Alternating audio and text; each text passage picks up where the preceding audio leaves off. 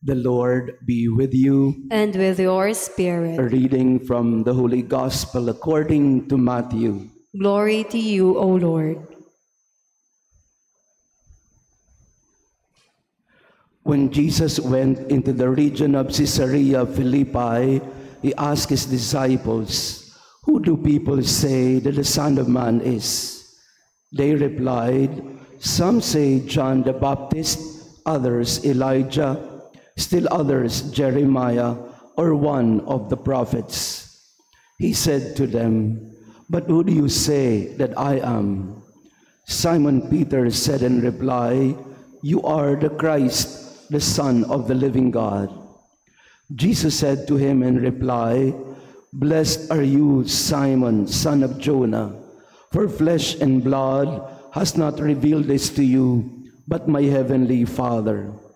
And so I say to you, you are Peter, and upon this rock I will build my church, and the gates of the netherworld shall not prevail against it. I will give you the keys to the kingdom of heaven. Whatever you bind on earth shall be bound in heaven, and whatever you loose on earth shall be loosed in heaven."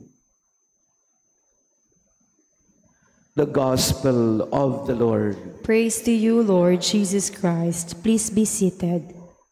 Praise be Jesus Christ. Now and forever. Good morning, dear friends. Pakibati din ng good morning ang ating mga kasama ngayong umaga. And to our online parishioners, thank you for being with us this Saturday morning. Huwag niyo na lang pansinin yung boses ko dahil nag-video okay po ako ng 3 gabi. Hindi po. I asked my doctor friend why I always experience this. Ang sabi niya, "Father, sometimes you have to shut up." Ayun, sabi niya, pahingahin mo lang yan, itulog mo at ipahinga mo, huwag ka munang magsasalita. Sabi ko kay Doc, paano hindi ako magsasalita? Teacher ako. Nagtuturo ako at nagbimisa ako. So paano ko hindi magsasalita? Yung pagsasalita, yung teaching authority, ito po yung pinagdiriwang natin sa araw na ito. The feast of the chair of St. Peter is not just about the physical chair. Yes, it is about the physical chair because that is a symbol of authority. But more than that, it is a symbol of teaching. Magisterium ang tawag natin doon, from the word magister, meaning teacher, maestro, maestra. So the chair of St. Peter is about the teaching office, ang pagtuturo na mission ng simbahan, primarily entrusted to Peter. In our gospel today, Jesus entrusted the keys to Peter, primarily. Not to John, not to Paul, not to Andrew, not to James. The key or the teaching, the leadership is entrusted to Peter. And Peter, as we know very well in our Catholic faith, is succeeded by the next Peters, or we call them Pope. That is why Pope Francis, we pray for his healing and recovery. Sa latest health bulletin ay hindi naman daw po siya mamamatay, sabi ng mga doktor. But he is not out of danger yet. So it's a good news for us. We pray for his recovery, for his healing. Pope Francis is the 266th Peter. Ang Katoliko lang po ang makapagsasabi ng ang ating pananampalataya ay maiugat natin kay San Pedro. At dahil kay San Pedro, sa kanya pinagkatiwala ang susi, ang pagtuturo, ang pamumuno ng simbahan. Wala hong ibang relihiyon na Kristiyano ang makapagsasabi na ang kanilang pananampalataya ay nanggaling kay Pedro. Tangi at bukod tanging ang Katolikong simbahan ang makapagsasabi na ang pananampalataya natin ay galing sa Matthew 16.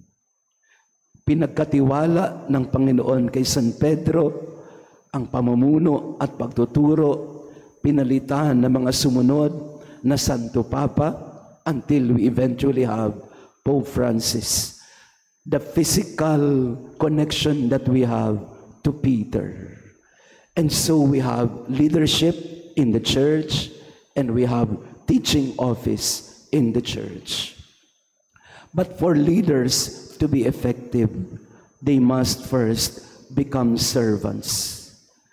And the leadership in the church is not one of power or domination. Leadership in the church, as exemplified by Pope Francis, is that of servanthood. Ang pamumuno ay hindi sa pagiging dominante o pagiging malakas.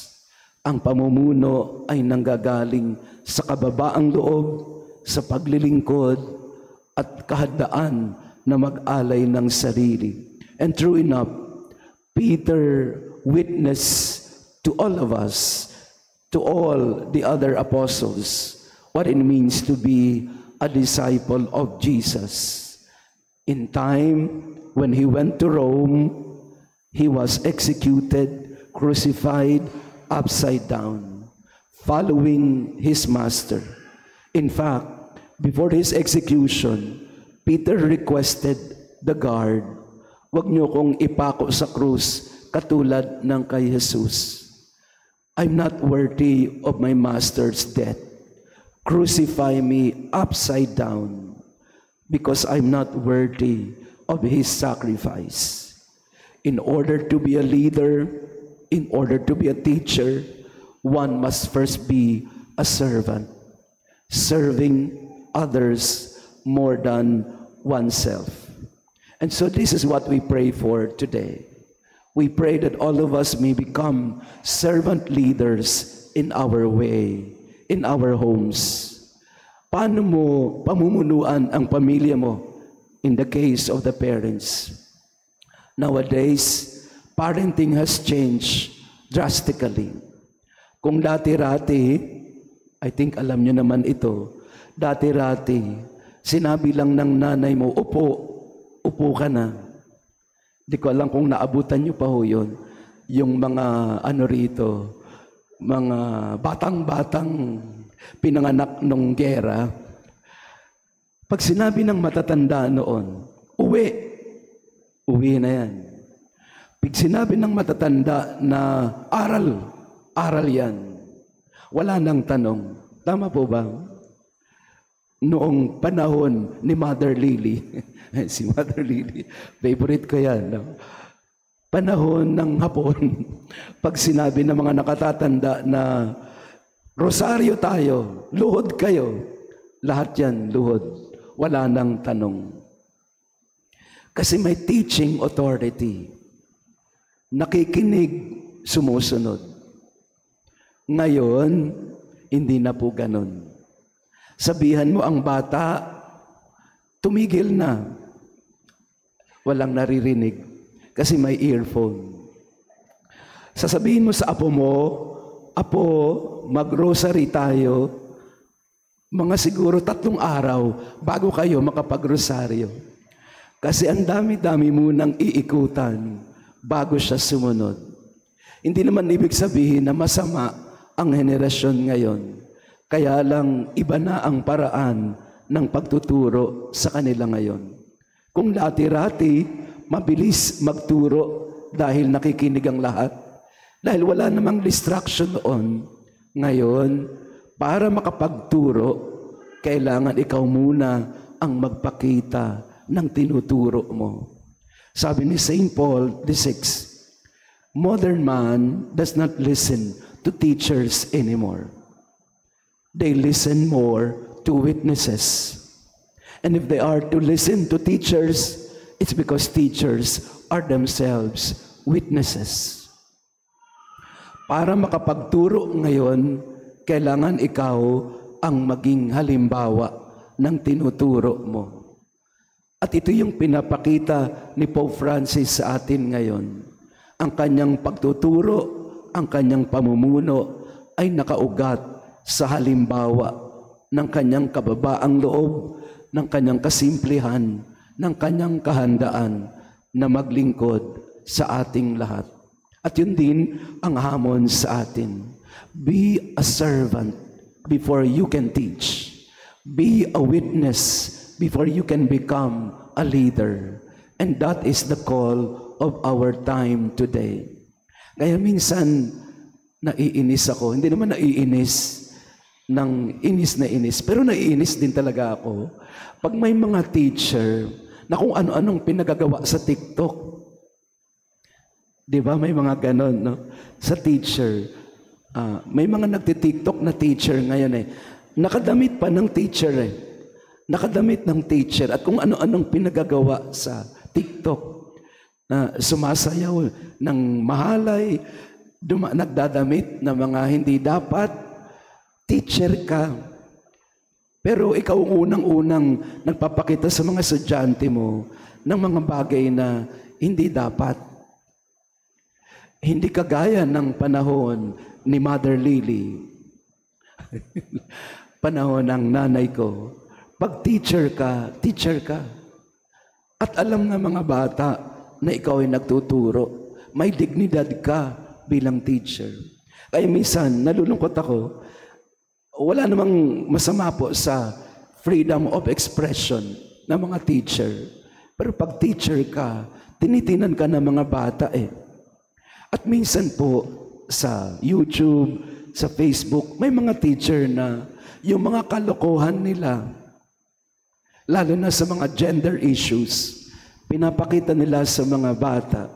Paano makikinig sa iyo ang bata kung ikaw mismo ang hindi nagpapakita ng mabuting halimbawa? At ito po yung hamon sa atin, sa ating panahon ngayon. To be a magister, to be a teacher, we must become first witnesses to what we teach. Praise be Jesus Christ. Now and forever. Maraming salamat po sa inyong pagdalo sa ating banal na misa. Thank you to our visitors and pilgrims. Thank you for visiting us and coming to Mass. To our online parishioners, maraming salamat din po sa pagdarasal kasama namin para sa kagalingan ng Santo Papa. We pray for the immediate and complete healing of our Holy Father, Pope Francis. And obviously, gusto ko man hong mag-SMG word. Alam ko na iirita na kayo sa boses ko dahil parang lata na nilalagari. So, we will not have an SMG word. We'll do it next week. And also, I invite you, meron po tayong parish pilgrimage March 29 sa Balanga, Bataan. Sa Bataan, in the province of Bataan. We will be welcomed by the new bishop, Bishop June Sascon. He will be made a bishop this February 25. March 1, he will be officially, canonically installed in his cathedra. Ang ibig sabihin po ng chair of Peter ay cathedra in Latin, the chair. So ganun din po sa cathedral. Ang cathedral po may cathedra, may chair. Doon nakaupo ang obispo. At yun ang ibig sabihin ng chair, the teaching office of the church. So, March 29, we will go to Bataan. At ang ending po natin ay sa Holy Land. Hindi po sa Holy Land sa Israel, sa Holy Land sa Subic. Sa Subic po, meron dong parang park, theme park, pero Holy Land ang theme. So we will go to Nazareth, we'll go to Jerusalem, pero sa Subic po yun. So if you want to come with us, March 29 po yun. Sama-sama tayo, we become pilgrims of hope. The Lord be with you. And with your spirit. And may our loving God bless you and your family, the Father, the Son, and the Holy Spirit. Amen. Our Mass has been offered. Go in peace to love and serve the Lord. Thanks be to God.